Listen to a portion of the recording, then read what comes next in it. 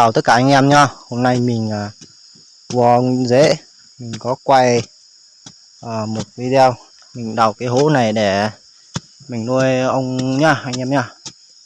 Anh em nào không biết thì tham khảo xem video, nhớ đăng ký kênh và like hộ mình nha, để mình có video nào mới nhất cho anh em xem nhé.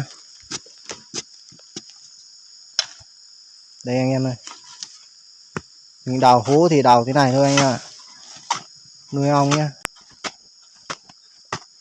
đào hố để nuôi ong đất. Anh em xem cái hố này to thế này đấy, phải là sạch sẽ rồi cho nó con ong nó thoải mái ở trong.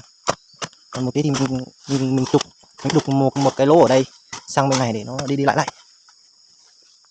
Anh em nào thấy video cảm thấy xem video cảm thấy nó hay thì anh em đăng ký của anh để anh có những video mà mới nhất để anh em nào không biết tham khảo nha.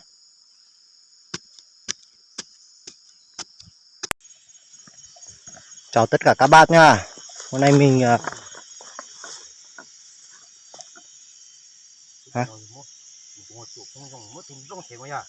ông dễ mình hả? Chị Kim. Mình quay cái tổ ong mà mình quay cái tổ ong dễ này anh em xem nhé. Cái này là tổ ong, cái loại ong đất loại 3 anh em ạ. Ong đất loại 3. Mình xoay mình quay video tí cho anh em xem.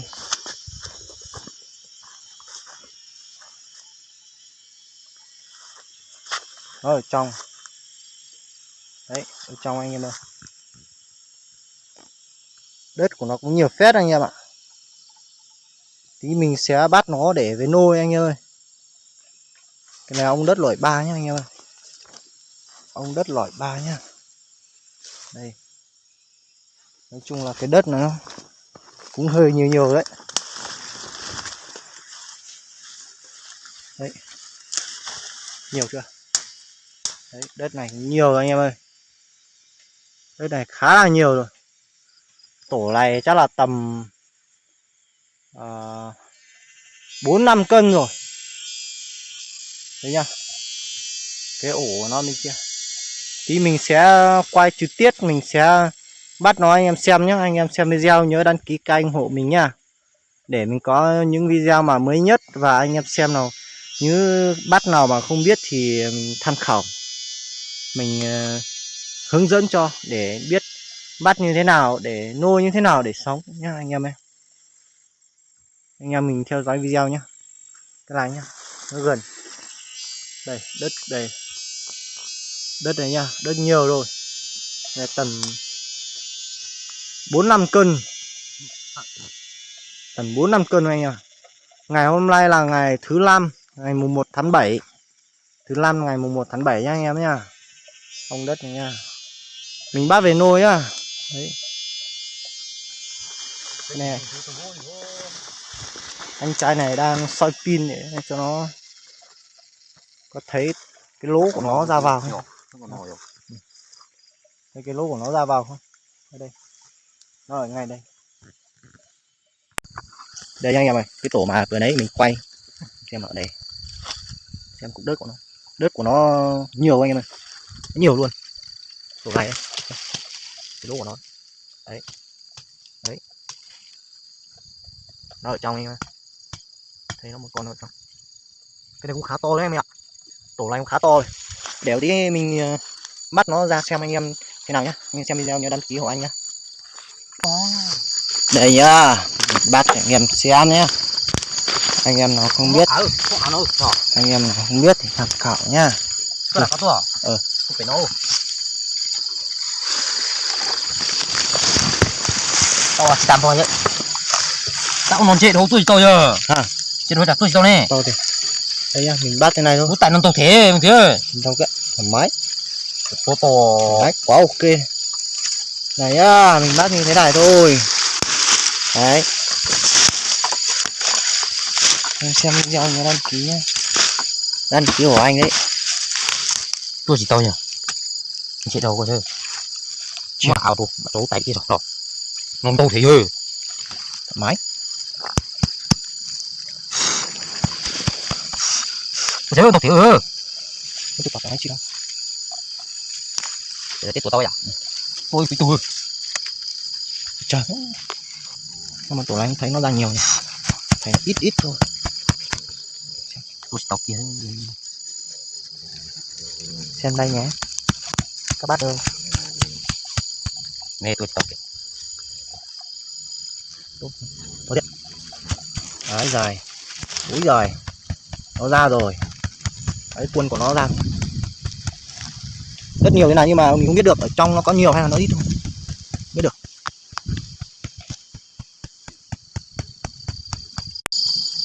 Đây nhé, có đồng quân rồi đấy. Úi rồi nhiều thế, quân nó nhiều thế, quân nó rất nhiều này ơi. Cái này là ông đất loại 3 nhá, cái này ông đất loại 3. Cái này không phải là ông bò bé đâu nha bạn. Cái tổ này không phải ông bò bé đâu. Cái này ông đất loại 3, ông bò bé thì nó làm tổ trên cây. Nhưng mà ông này thì nó không làm tổ trên cây nhá, ông này nó làm tổ dưới đất nhá. Ở đây không có ông bò bé nhá, ông bò bé cũng giống như thế này nhưng mà nó làm tổ nó dưới đất. Cái này nó làm tổ trên cây. Cái này không phải ông bò bé nhá, cái này là ông cây, ông đất loại 3. Ông đất loại 3 nhá. Đấy, nhiều chưa? Kinh chưa? Này quá đông quân. 100 quân, 200 300 quân nha. tôi đi chỗ nào bây giờ Quá nhiều, thuê rồi, ngầu, quá ngầu. đi chỗ kia giờ đó Nhé, nó rất là sâu nhé.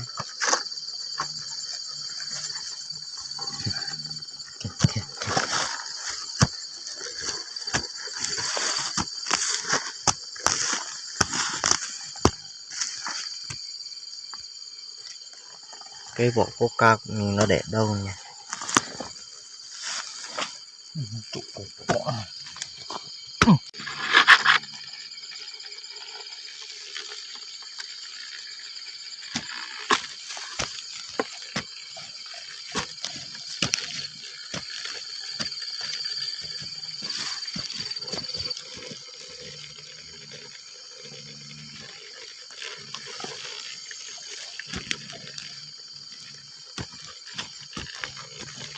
Tổ nó sâu thế.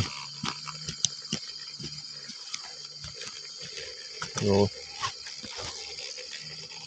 kêu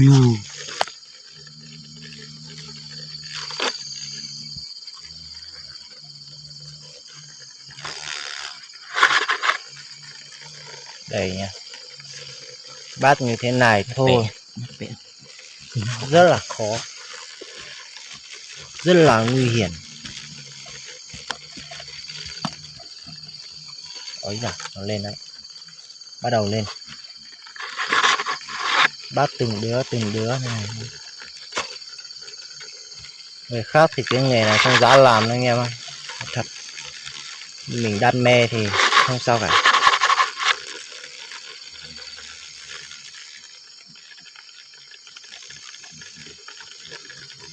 Đấy rồi, đúng rồi, được, ok, đúng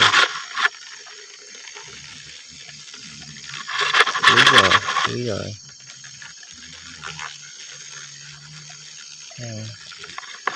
Anh thợ nha, anh thợ Điện Biên nha, đây anh thợ Điện Biên nha, cầu thủ đấy, toát hết ra mồ hôi. phải chua không nào Cầu thủ nhá, ông là cầu thủ bắt ong nhá. Nghề này thì chỉ có là đam mê mới được thôi, còn không đam mê không bao giờ chịu nó 1-2 đòn thì mình thì phải ngủ cả ngày nhá, ngủ 2-3 ngày rồi. cứ tao này tao bây giờ tao tao họ tao nào bây giờ Mình là người Mông, người vùng cao. Mình là người Mông vùng cao nha anh em ơi. Anh em muốn xem video thì nhớ đăng ký kênh của anh nhé, để anh có những video mới nhất cho anh xem nhé. Ui sợ thế, ui kinh thế, chắc nó gần tổ nó rồi đấy. Kinh quá, sợ quá, sợ nó trịch này phát thì không ngủ luôn. Đêm nay không ngủ, đêm nay có thịt không ngon đâu anh em. Con này trịch phát, còn tiên mấy phát thì ngày mai thì cần phải đi làm ngủ ngày như mình yêu cái ngày này, cái nghề này, mình đam mê cái nghề này, gian khó đấy đâu mình cũng phải làm, còn làm mới có ăn anh em ạ. Cái này thì nói chung là đỡ hơn ngày xưa người ta cưa bòn ấy. Tôi à ơ. Cưa bòn thì còn nguy hiểm hơn. Không lỗi lỗ. Một đề. Không.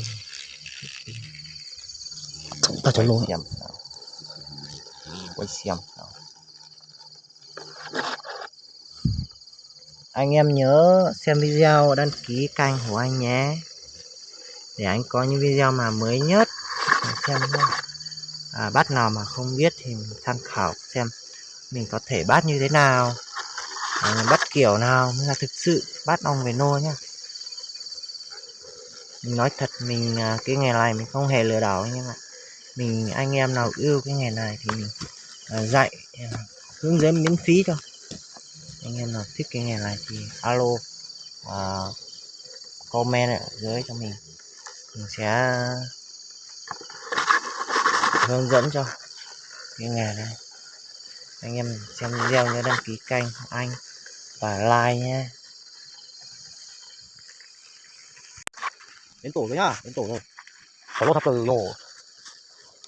Hôm nay nó lười thế nhỉ.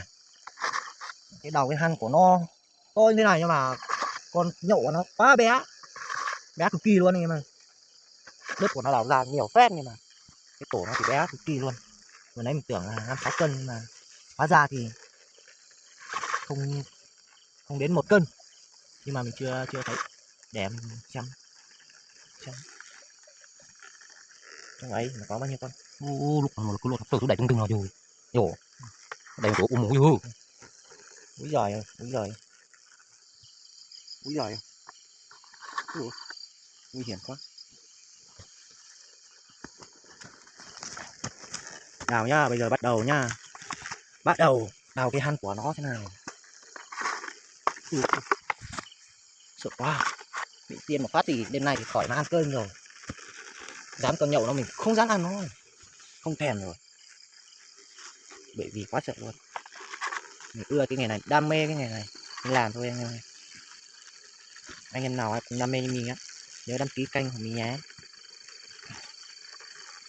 Tôi mệt thế. Ở đây nào. Cái chú bao ạ.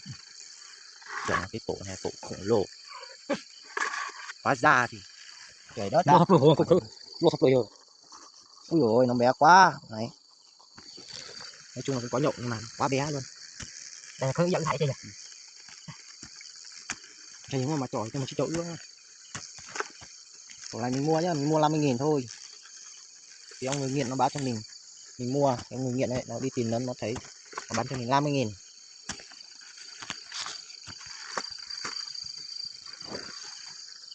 Bây giờ thì mình đào ra thui, mình khai thắt lại chắc chắn 100% phải lái anh em ạ. Mua 50.000 mình có thể bán được 150.000 nhé, lái 100.000, nhưng mà mình vẫn làm.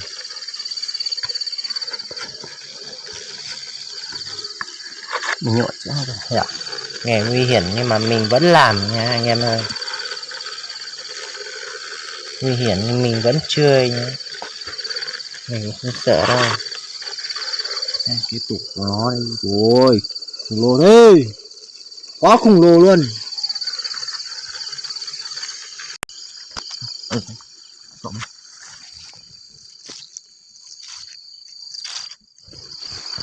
Tội. Quanh có quanh thư, trộn thư. Bây giờ mình đang đào nhá, đến lượt mình rồi đấy. Mình sắt lại cái tổ nó ra nhé.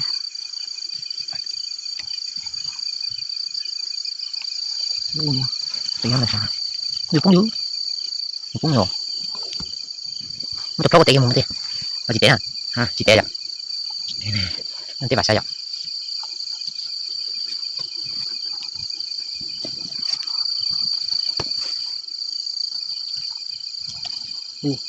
Đấy, Mẹ nhỉ?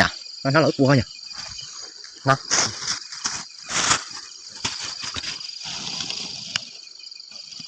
Nói gì nào.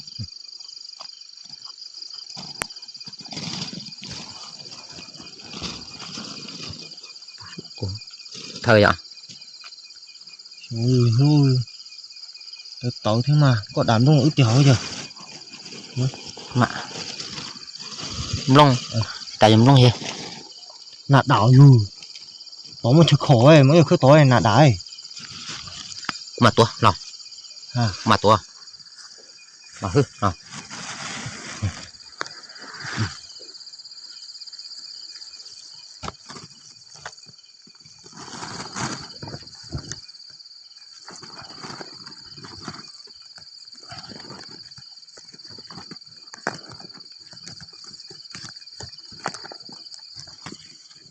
Biểu cho áo số có tem này.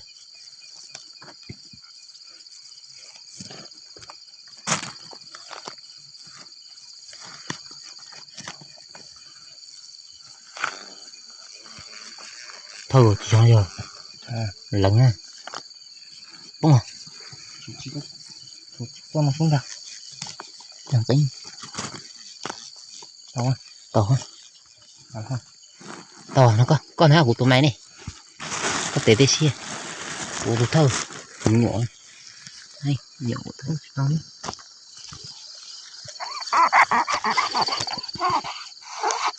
chẳng có nhiều cái gì chứ chút tốt chứ.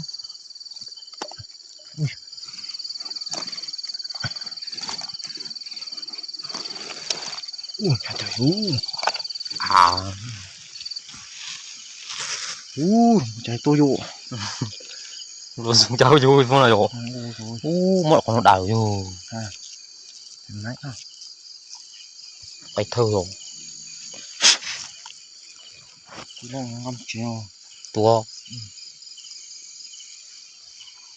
anh nhìn muốn lo rồi ạ anh nhìn muốn lo rồi ạ nó ngâm chế lý chung uông và tôi chỉ muốn từ po và cha tiêu vô wow xem tầm cái này tầm bao nhiêu cân anh em ơi?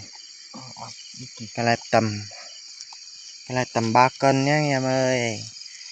Vừa nãy mình tưởng là 6-7 cân nhưng mà hóa ra bây giờ là mấy tầm, 1 tầm, 2 tầm, 4 tầm, 4 chân tầm nhá. Này sắn tinh luôn, nhậu này quá ngon đấy. và sao nhở Này mua ra giờ quá sướng luôn, mua à tổ này quá đẹp. mua cái này nó ô tô nữa Thế á, anh em nào xem video thì nhớ đăng ký của anh nhá.